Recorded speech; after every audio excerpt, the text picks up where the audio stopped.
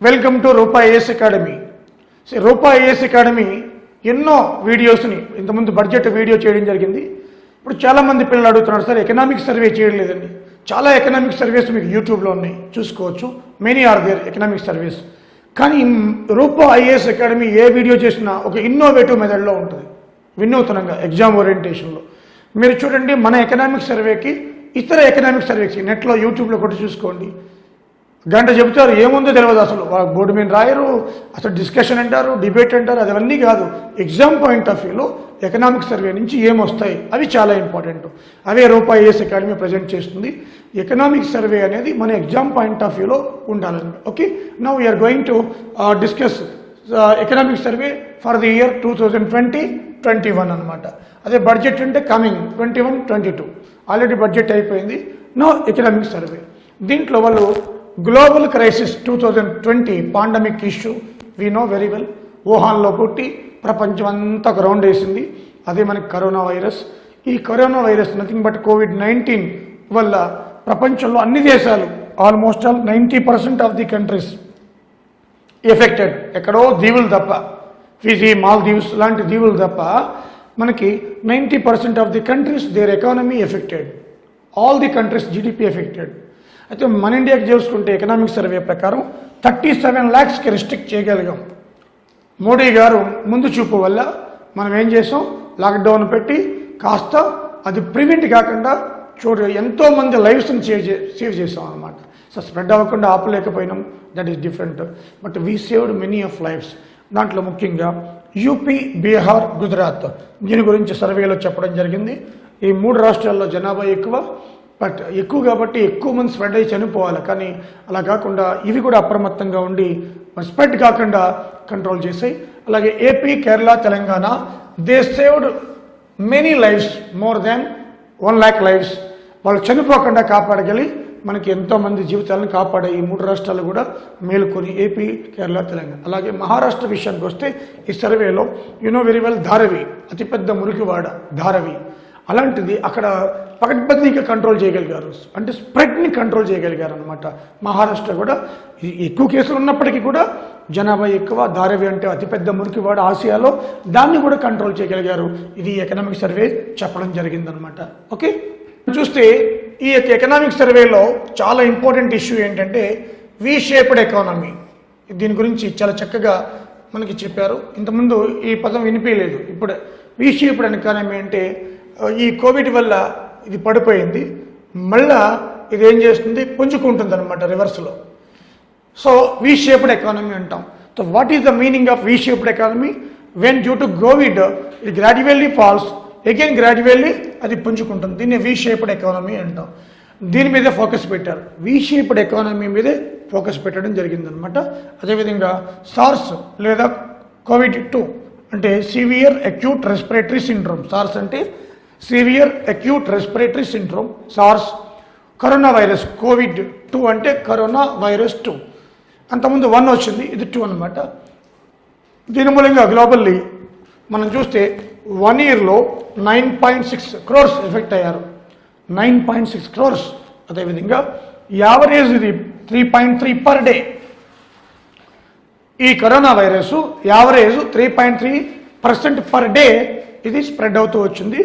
ఆ విధంగా స్ప్రెడ్ అయినప్పుడు మనకి కేస్ ఫెటాలిటీ రేటు అంటే డెత్ రేట్ అనమాట. కేస్ ఫెటాలిటీ రేట్ అంటే 2.2% గ్లోబల్లీ. ఇప్పుడు అది తర్వాత ఇనిషియల్ అయితే 5 to 6 ఉంది.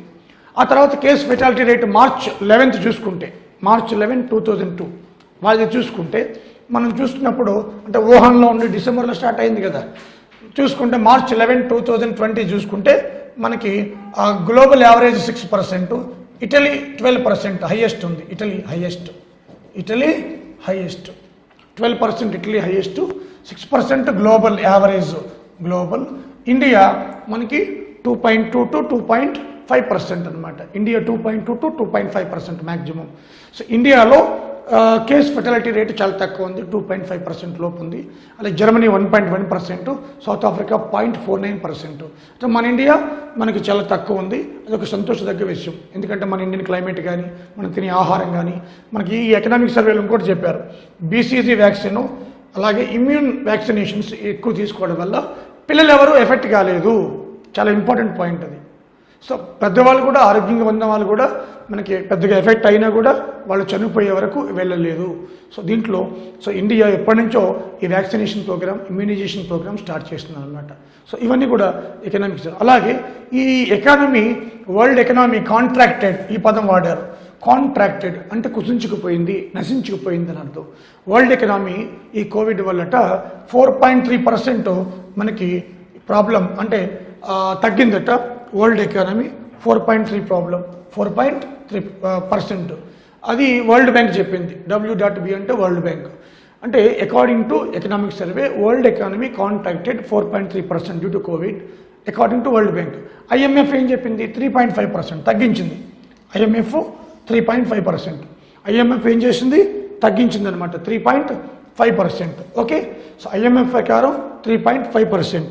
ఇది ముఖ్యంగా మనకి world economic contracted 4.3% or 3.5 IMF, World Bank. Okay friends, ఈ ఎకనామిక్ సర్వేలో చూస్తే మనకి ఒక లెర్నింగ్ ఫ్రమ్ స్పానిష్ ఫ్లూ అంటే స్పానిష్ ఫ్లూని కోట్ చేశారు నిర్మలా సీతారామన్ గారు. స్పానిష్ ఫ్లూ 1918-1919లో అంటే ఒకటవ ప్రపంచ యుద్ధం అయిపోయిన తర్వాత 1918-1919లో దీంట్లో అప్పుడు 500 మిలియన్ పీపుల్కి ఎఫెక్ట్ అయ్యిందంట, లేదా 1/3 ఆఫ్ ది వరల్డ్ పాపులేషన్. చాలా పెద్దది. అప్పట్లో సోషల్ డిస్టెన్సింగ్ పాటించారు, ఇవన్నీ అప్పుడే ఉన్నాయి. So 500 million people or 1/3 of the population affected. దీంట్లో 50 to 100 మిలియన్ పీపుల్ డైడ్. దీనివల్ల ఈ స్పానిష్ ఫ్లూ అన్నమాట. అలాంటిది ఇప్పుడు మళ్ళీ రిపీట్ కావడం అనేది కరోనా వైరస్ వల్ల మనకు అర్థమైంది. అయితే హ్యాండ్ వాష్ ఎలా చేసుకోవాలనేది డాక్టర్స్ ఇప్పటి నుంచో ఉంది. ఇది అంటే ఎలా వచ్చింది అనేది కూడా దీంట్లో వీళ్ళు చెప్పడం జరిగిందనమాట. అంటే ఇప్పుడు హ్యాండ్ వాష్ చేసుకోండి అని చెప్పి మొబైల్లో మనకి అది టోన్గా పెడితేనే మనం చేస్తున్నాం కరోనా వైరస్ వచ్చిన తర్వాతే. యాక్చువల్గా ఇది ఇండియన్ సివిలైజేషన్లో ఉంది. మనం భోజనం చేసినప్పుడు కాళ్ళు చేతులు కడుక్కోవడం అనేది. సో మనకి ఈ శానిటైజర్ సప్లై చేయడం అవన్నీ కూడా as a part of Indian civilisation పూర్వకాలంలో. కానీ ఇప్పుడంతా మనం మర్చిపోయాం. ఈ అపార్ట్మెంట్ స్టైల్ వచ్చిన తర్వాత అన్నీ కూడా ఈ ఎకనామిక్ సర్వేలో చెప్పడం జరిగింది. సో స్పానిష్ ఫ్లూని కోట్ చేయడం జరిగింది అనమాట. ఓకే ఫ్రెండ్స్, మనం చూస్తే ఈ ఎకనామిక్ సర్వేలో 1918లో H1N1 ఇన్ఫ్లుయెంజా స్టార్ట్ అయింది. దీన్ని స్పానిష్ ఫ్లూ అంటా అని చెప్పుకున్నాం. దీంట్లో భాగంగా మనకి 1000 మంది చనిపోయారని చెప్పుకున్నాం. అప్పుడే కంటైన్మెంట్ ఏర్పాటు చేశారు 21 సిటీస్లో, ఫ్రాన్స్లో. అయితే అప్పుడే లాక్డౌన్ ఉంది, సోషల్ డిస్టెన్స్ ఉంది అనమాట. అయితే ఇక్కడ చూస్తే మనకి యావరేజ్ ఇన్ఫెక్టెడ్ లేదంటే యావరేజ్ 13% అనుకుంటే 1 మీటర్ డిస్టెన్స్ మెయింటైన్ చేస్తే సోషల్ డిస్టెన్స్ అది 5%కి తగ్గించచ్చు. మోర్ దెన్ 1 మీటర్ డిస్టెన్స్ పాటిస్తే 2.6% తగ్గించచ్చు. చూడండి, అంటే మోర్ దెన్ 1 మీటర్ డిస్టెన్స్ 2.6%కి ఇన్ఫెక్టెడ్ తగ్గించవచ్చు అనమాట. అదేవిధంగా హ్యాండ్ వాష్, హైజీన్, ఇది మనం 200 years బ్యాక్కి వెళ్తే ఈ ఎకనామిక్ సర్వేలో మెయింటైన్ చేశారు. మనకి పూర్వకాలం సర్జరీ చేసినప్పుడు కూడా హ్యాండ్ గ్లోవ్స్ ఏం వాడేవాళ్ళు కాదు, తెలియదు అనమాట జమ్స్ గురించి. కానీ ఫస్ట్ కనిపెట్టింది లూయిస్ పాశ్చర్, జమ్ థియరీ. లూయిస్ పాశ్చర్ ఆయన కనిపెట్టాడు 1885లో. అందుకే పాశ్చరైజ్డ్ మిల్క్ అంటాం, ఆయన కనిపెడతారు. ఆ తర్వాత ఇగ్నాజ్ హంగేరియన్ అయిన వియన్నా హాస్పిటల్లో డెలివరీ చేస్తున్నప్పుడు ఆయన అప్పుడు అక్కడ కనిపెట్టాడు అనమాట హాస్పిటల్స్లో. అందుకే నేనేమంటాం, father of hand hygiene and infected control in hospitals. ఇప్పుడు హ్యాండ్ వాష్ చేస్తున్నాం కదా, దానికి సంబంధించి ఇన్ని ఇగ్నాజ్ సెమిల్వీస్ హంగేరియన్ అనమాట, father of sanitation, hand hygiene in infection control అయినే. సో ఫస్ట్ కనిపెట్టింది లూయిస్ పాశ్చర్ అనమాట. ఇవన్నీ ఎకనామిక్ సర్వేలో మెన్షన్ చేశాడు. సో ఎగ్జామ్లో వస్తుంది, అది సైన్స్లో ఎకనామిక్, ఇవన్నీ ఎకనామిక్ సర్వే వాళ్ళు చెప్పింది అనమాట. ఈ కోవిడ్ వల్ల ఇన్ని విషయాలు మనం చెప్పారనమాట. ఓకే ఫ్రెండ్స్, మన ఇండియాలో ఈ కోవిడ్ చూస్తే మనకి ఈ గవర్నమెంట్ ఈ ఎకనామిక్ సర్వేలో 5T స్ట్రాటజీస్ మెన్షన్ చేసింది.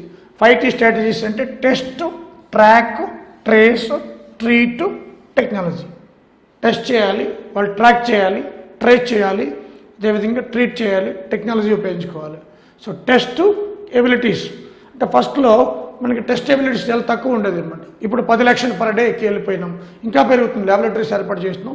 2305 ల్యాబొరేటరీస్ ఏర్పాటు చేస్తాం దీనికోసమే.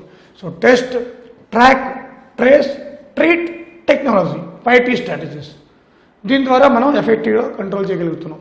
మనం చూస్తే 2020 మిడ్ సెప్టెంబర్ ఒక పీక్కి వెళ్ళి మనకి తర్వాత మొబిలిటీ పెరిగింది. మొబిలిటీ ఎప్పుడైతే పెరిగిందో మనకి కేసెస్ కూడా తగ్గినాయి. సో మొబిలిటీ పెరిగితే కేసెస్ పెరగాలి, కానీ మన కేసెస్ తగ్గాయి అన్నమాట. సో ఆ విధంగా మిడ్ సెప్టెంబర్లో పీక్ స్టేజ్లో ఉంది, మళ్ళీ తగ్గుతూ వస్తుంది ఇప్పుడు. అలాగే Maharashtra worst affected, more deaths, more fatalities. So అదే ఇంకా విచిత్రం ఏదంటే మహారాష్ట్ర కంటే ఎక్కువ పాపులేషన్ డెన్సిటీ ఉన్న UP, Bihar prevented well. Maharashtra తక్కువ డెన్సిటీ, పాపులేషన్ డెన్సిటీ అయినప్పటికీ worst affected, more deaths, more cases. చాలా ఇంపార్టెంట్ ఇది. వాళ్ళే మెన్షన్ చేశారు. UP population density 690, Bihar 881. అయినప్పటికీ ఈ మహారాష్ట్ర ఎక్కువ ఉంది. ఇండియా యావరేజ్ కూడా మెన్షన్ చేశారు 382 2011 సెన్సస్ ప్రకారం. అయితే ఈ యూపీ, బీహార్ కంటే తక్కువ ఉన్న population density Maharashtra affected more. So ఇది ముఖ్యంగా మనకి వరస్ట్ మహారాష్ట్ర, కేసెస్ కూడా ఎక్కువ అది. ఓకే ఫ్రెండ్స్, 2021 గాను మనం చూస్తే ఇక్కడ ఎంఎస్ఎంఈకి అంటే కోవిడ్ వచ్చిన తర్వాత మైక్రో, స్మాల్, మీడియం ఎంటర్ప్రైజెస్కి కొంచెం సపోర్ట్గా ఉండవు. అదేవిధంగా ప్రధానమంత్రి గరీబ్ కళ్యాణ్ యోజన, ఫుడ్ సెక్యూరిటీ అనమాట.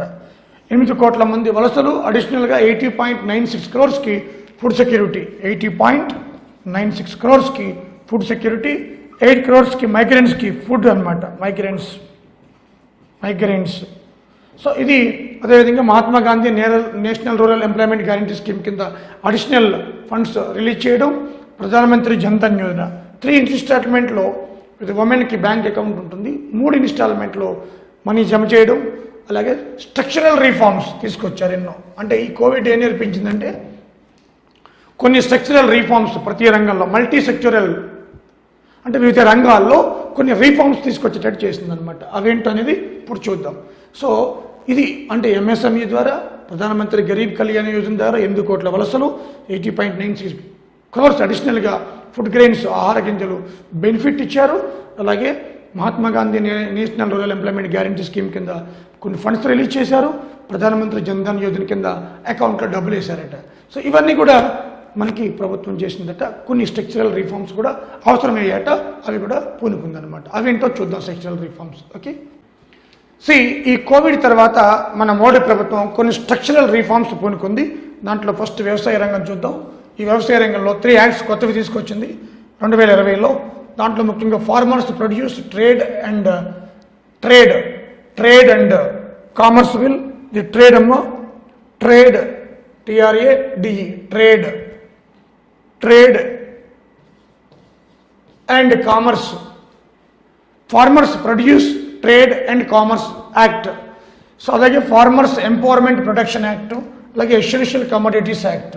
ఈ 3 చట్టాలకి వ్యతిరేకంగానే ఇప్పుడు పంజాబ్, హర్యానా, ఉత్తరప్రదేశ్ రైతులు ఢిల్లీలో పోరాడుతున్నారనమాట. అంటే దీంట్లో agricultural price producing marketing committees ఉంటాయి, ఆ స్టేట్ గవర్నమెంట్ అధీనంలో ఉంటాయి.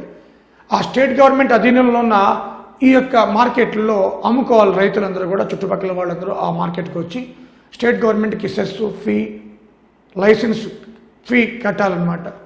అంటే లీవీ అంటారు దాన్ని, లీవీ, సెస్, ట్యాక్స్ కట్టాలి. అంటే ఇప్పుడు ఏం చేశారు, దాన్ని APMC అంటాం. ఇవి స్టేట్ గవర్నమెంట్ ఆధ్వర్యంలో ఉంటాయి. ఇప్పుడు ఇక్కడే కాక ఎక్కడైనా రైతు తన పంటను అమ్ముకోవచ్చు అనమాట. అదే ఫస్ట్ది, farmers produce trade and commerce, వ్యవసాయం ఎక్కడైనా అమ్ముకోవచ్చు. అంటే ఫస్ట్ చట్టం ఏంటి, రైతు తన ఉత్పత్తులను ఎక్కడైనా అమ్ముకోవచ్చు దేశంలో. ఇంతకుముందు ఇక్కడే అమ్ముకోవాలి, రాష్ట్ర ప్రభుత్వానికి సెస్, ఫీ, ట్యాక్స్ కట్టాలి. ఇప్పుడు అవుట్ సైడ్ది ఈ ప్లేస్లో ఎక్కడైనా అమ్ముకోవచ్చు. ఇంట్రాస్టేట్ అంటాం. దీనివల్ల రాష్ట్రాలకు ఆదాయం పోతుంది. అందుకే వెస్ట్ బెంగాల్, మన తెలంగాణ, కేసీఆర్, మమతా బెనర్జీ కొన్ని రాష్ట్రాలు వ్యతిరేకిస్తున్నాయి దీన్ని. రెండోది farmers empowerment and protection.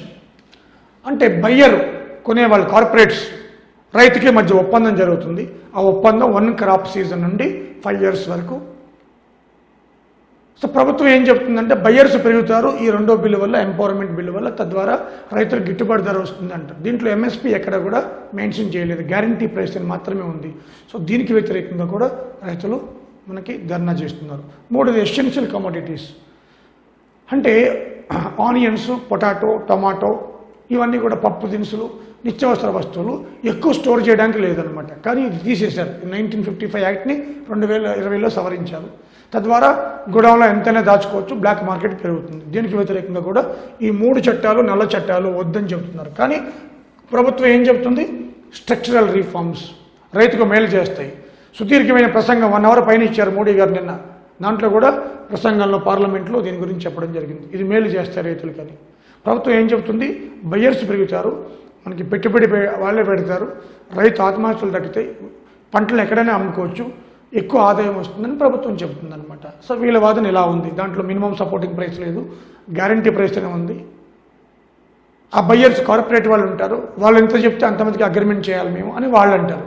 So ఇదంతా కూడా గందరగోళం అనమాట. అలాగే MSME, micro small medium enterprises, పరిశ్రమలు అంటారు, micro small medium enterprises.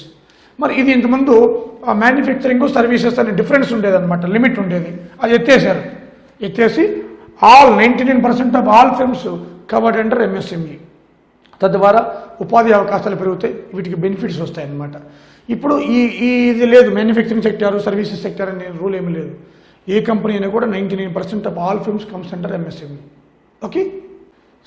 Friends, government structural రిఫార్మ్స్లో భాగంగా కొన్ని లేబర్ లాస్ మార్చేస్తుంది.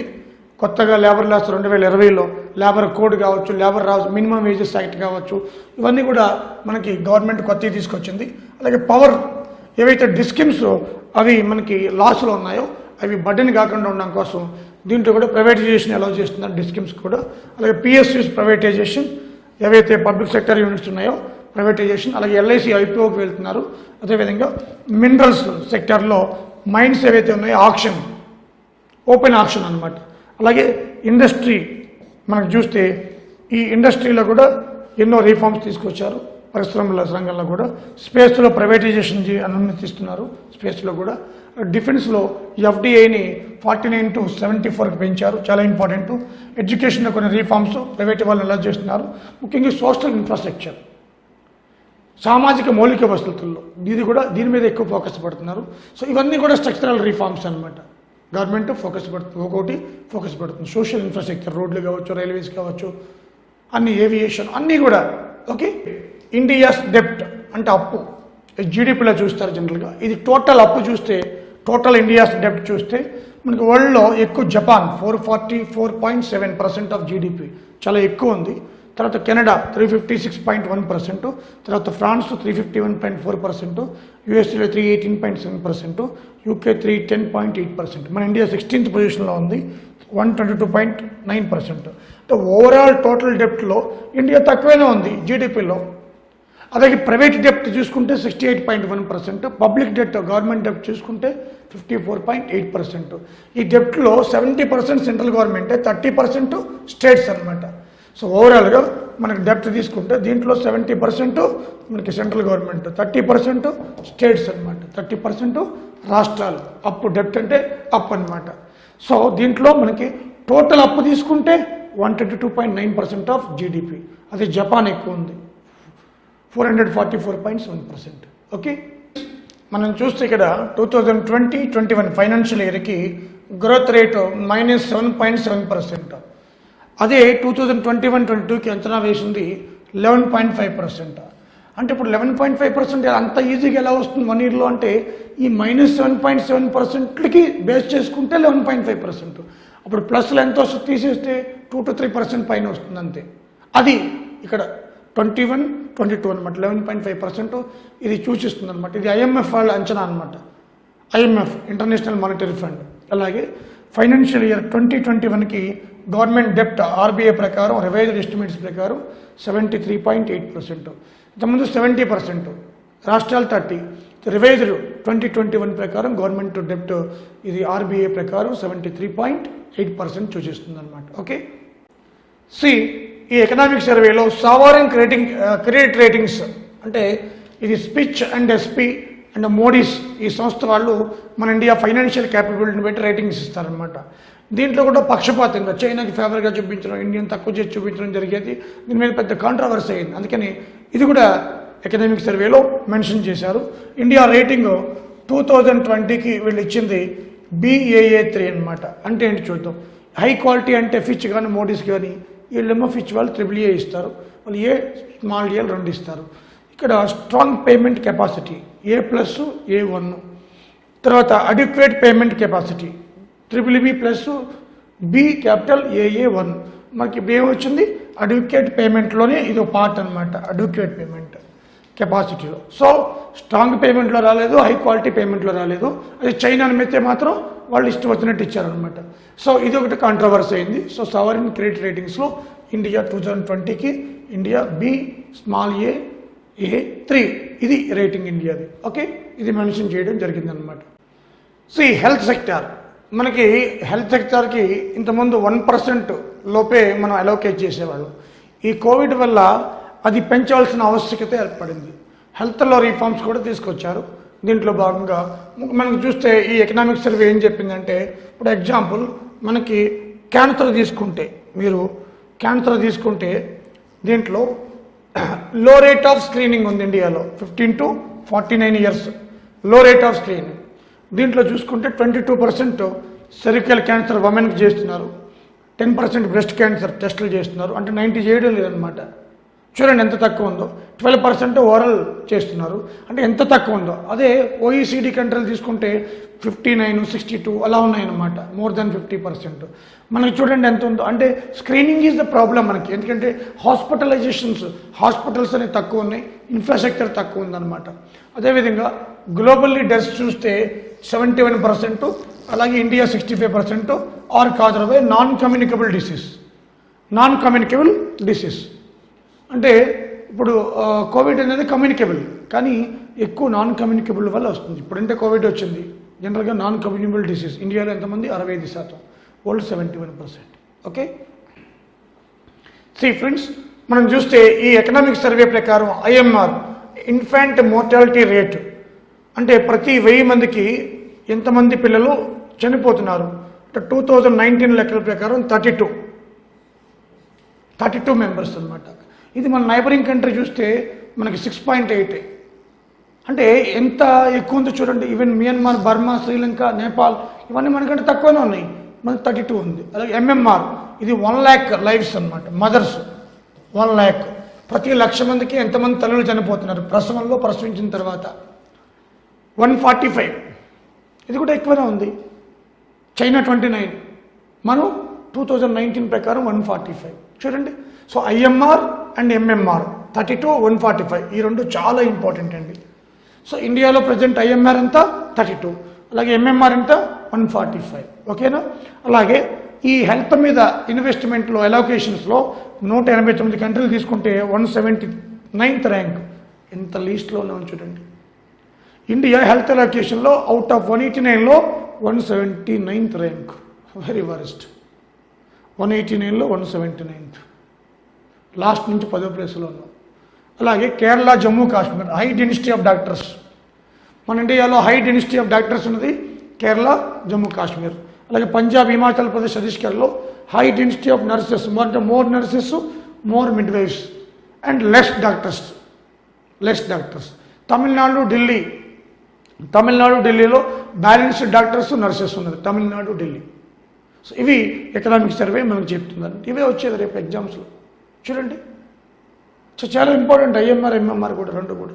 ఓకే, ఫ్రెండ్స్, మన ఇండియా కరెంట్ US డాలర్స్లో చూస్తే India present currently 5th largest economy country, వరల్డ్లో 5th largest economy country India as per US dollars అనమాట. అదేవిధంగా BBB పవర్ పర్చేసింగ్ ప్యారిటీలో చూస్తే 3rd ర్యాంక్ వరల్డ్లో. ద గ్రేట్ పవర్ పర్చేసింగ్ ప్యారిటీలో చూస్తే 3rd ర్యాంక్ అనమాట. So India 5th largest economy, as well as BBBలో చూస్తే పవర్ పర్చేసింగ్ ప్యారిటీలో 3rd largest economy country in the world. Okay, మనం చూస్తే ఇండియన్ ఇన్నోవేషన్ ర్యాంక్ నవకల్పనల్లో 2015లో ఇండియా ర్యాంక్ 81 అయితే 2020లో 48, అంటే మెరుగుపడింది. At the same time China 29, 14 అనమాట. అంటే చైనా కంటే గ్రోత్ రేట్లో మనమే ఉన్నాం. అలాగే ఇన్నోవేషన్ అవుట్పుట్లో 45th ర్యాంక్ 2020కి, ఇన్నోవేషన్ ఇన్పుట్లో 57th ర్యాంక్ 2020కి. అవుట్పుట్ ఇన్పుట్లో 57, అవుట్పుట్లో 45, ఓవరాల్గా ఇన్నోవేషన్ ర్యాంక్లో 48. సో ఇన్నోవేషన్ గురించి అనమాట మన ఇండియా ర్యాంక్స్ వరల్డ్లో. ఓకే, ఫ్రెండ్స్, మనం చూస్తే హ్యూమన్ క్యాపిటల్ రీసెర్చ్ దీంట్లో మన ఇండియా ఈ ఎకనామిక్ సర్వే ప్రకారం 2020లో 60th ర్యాంక్ అట, 60వ ర్యాంక్ అట. అలాగే ఇన్ఫ్రాస్ట్రక్చర్ పిల్లర్స్లో మన ఇండియా ర్యాంక్ 75th అట 2020లో, అంత కొత్త డేటా అది. అలాగే మార్కెట్ సోఫిస్టికేషన్లో 31 ర్యాంక్ అట, బిజినెస్ సోఫిస్టికేషన్లో 55th ర్యాంక్ అట. చూడండి, 4 ర్యాంకులు ఉన్నాయి ఇక్కడ మనకి. హ్యూమన్ క్యాపిటల్ రీసెర్చ్లో 2020 60th ర్యాంక్ అట, ఇన్ఫ్రాస్ట్రక్చర్ పిల్లర్లో మనకి 75th ర్యాంక్ అట, మార్కెట్ సోఫిస్టికేషన్లో 31 ర్యాంక్ అట, బిజినెస్ సోఫిస్టికేషన్లో 55 ర్యాంక్ అట. సో ఇవి మనకి ఎకనామిక్ సర్వే చెప్పిన ర్యాంకులు అనమాట. ఓకే, ఫ్రెండ్స్, మనం చూస్తే ఈ యొక్క ఎకనామిక్ సర్వేలో కొన్ని స్కీమ్స్ని హైలైట్ చేశారు మోడీ గారు. దాంట్లో స్వచ్ఛ భారత్ ఇది 2015లో ప్రవేశపెట్టారు.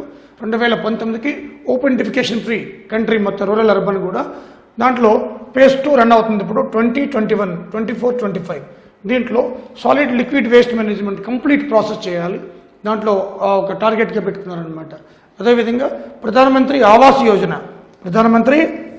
Yojana housing for all till 2022. ఇది కూడా ఇంతకుముందు ప్రోగ్రామే. టిల్ 2020కి housing for all. Okay friends, next programme Jal Jeevan mission అంతే 2024కి piped water, drinking water for all houses. ఇది గవర్నమెంట్ టార్గెట్ అనమాట. ఇక్కడ మిషన్ భగీరథ తెలంగాణలో. సో చాలా ఇంపార్టెంట్ అమ్మా. ఎప్పటికీ అందరికీ సురక్షితమైన మంచినీళ్ళు ఇవ్వాలి ప్రభుత్వం 2024 అనమాట. పైప్డ్ వాటర్ అంటే డ్రింకింగ్ వాటర్, ట్యాప్ వాటర్. అలాగే పిఎంయూజే ప్రధానమంత్రి ఉజ్వల్ యోజన 8 crore పీపుల్కి ఎల్పిజి కనెక్షన్, పేదవాళ్ళకి అనమాట. ఈ కట్టెల పొయ్యి మీద ఉంటే ఫైర్వుడ్, బ్రెస్ట్ క్యాన్సర్ వస్తుంది ఆడవాళ్ళకి. అలాగే స్మోక్ వల్ల పొల్యూషన్ అనమాట. కాబట్టి మనకి ప్రధానమంత్రి Ujjwal Yojana 8 crore people LPG connection అనమాట పూర్ పీపుల్కి. సో ఇది గవర్నమెంట్ ఈ యొక్క ఎకనామిక్ సర్వేలో హైలైట్ చేసింది. ఓకే, ఎకనామిక్ సర్వేలో ఇప్పటివరకు ఉన్న హైలైట్స్ అన్నీ కూడా మనం చూస్తే వాల్యూమ్ 1 అనమాట. ఈ వాల్యూమ్ 1లో మనకి ఏవైతే హైలైట్స్ ఉన్నాయో అవన్నీ కూడా మీకు కోవిడ్ గురించి కొన్ని కంపారిజన్ చేశారు. స్పానిష్ ఫ్లూ, వి షేప్డ్ ఎకానమీ అన్నారు, క్రెడిట్ రేటింగ్స్, ఐఎంఆర్, ఎంఎంఆర్, అదే కొన్ని ర్యాంక్స్ ఇచ్చారు. ఇవన్నీ కూడా వాల్యూమ్ 1లో గ్రాఫ్స్ రూపంలో ఇచ్చారనమాట. చూడండి, మీరు ఎకనామిక్ సర్వే చాలామంది చేశారు యూట్యూబ్లో, కానీ అసలు వదిలేసి వి షేప్డ్ ఎకానమీ అని వాటి ఏదో తూతు మంత్రంగా చెప్పి వదిలేశారు. మనం వాల్యూమ్ 2 మనం నెక్స్ట్ వీడియోలో డిస్కస్ చేద్దాం. సో రూపా ఐఏఎస్ అకాడమీ ప్రతిదీ కాంపిటేటివ్ పాయింట్ ఆఫ్ వ్యూలో చేయడం జరుగుతుంది అనమాట. ఓకే, ఈ యొక్క వీడియోని చూసిన తర్వాత మీ ఫ్రెండ్స్కి షేర్ చేయండి, సబ్స్క్రైబ్ చేసుకోండి. నెక్స్ట్ వాల్యూమ్ 2 వస్తుంది. Okay, IAS academy 16th February offline batch, evening batch start అవుతుంది. మార్నింగ్ బ్యాచ్ ఫిల్ అయిపోయింది. ఈ బ్యాచ్ కూడా లిమిటెడ్ సీట్స్ ఉంటాయి. ఎందుకంటే ఆ ఎస్ఐ కానిస్టేబుల్ లాగా ఫంక్షన్ హాల్లో పెట్టి 2000, 3000, 1500 పెట్టి చెప్పేది ఉండదు. చాలా ఎఫెక్టివ్గా, నీట్గా చెప్పడం జరుగుతుంది. 16th February ఆల్రెడీ కొన్ని సీట్లు ఫిల్ అయిపోయి కొన్ని ఉన్నాయి. ఎవరైనా ఆఫ్లైన్ కావాలనుకుంటే ఏఈ కానీ, ఏడబ్ల్యూ కానీ, ట్రాన్స్కో కానీ, ఎస్ఎస్సి, జేఈ కానీ ఏదైనా కూడా ఇంక్లూడింగ్ గ్రూప్ 2 కూడా. సో అన్నీ కూడా దీంట్లో కవర్ అవ్వడం జరుగుతుంది. సో ఈ రూపా 16th February ఆఫ్లైన్ బ్యాచ్ మీరు మా యొక్క నెంబర్స్ కన్సల్ట్ చేయొచ్చు. మా కౌన్సిలర్లు మీకు డీటెయిల్స్ అన్ని చెప్తారు. సో ఈ 3 months ఉంటుంది, 400 hours 3 months ఉంటుంది.